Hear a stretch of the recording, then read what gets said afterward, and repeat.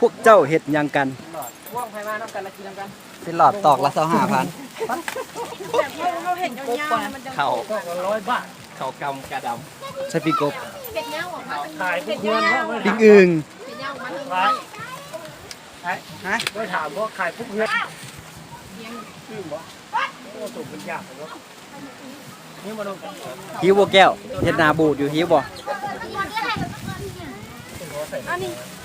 บุบกัน เห็ดยาวมาผิดเด้อเห็ดยาวมาผิดเด้อ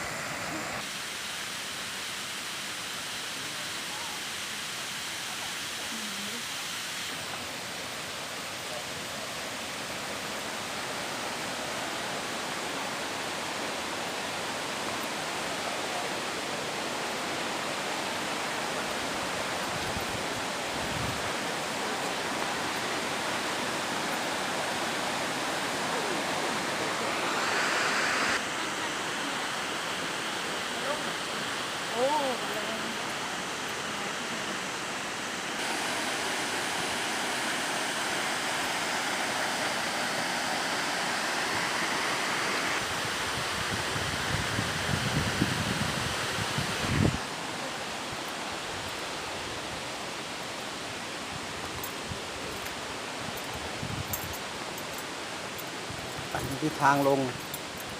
ตาดเมือง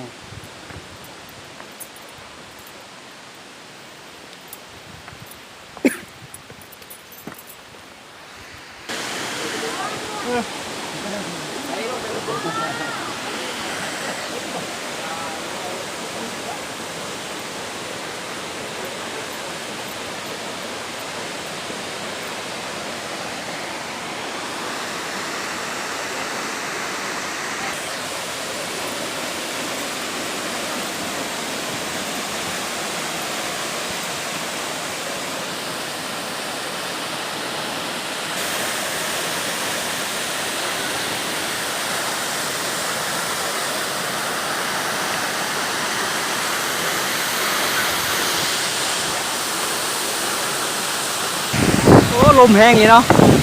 ปากเลยเจ้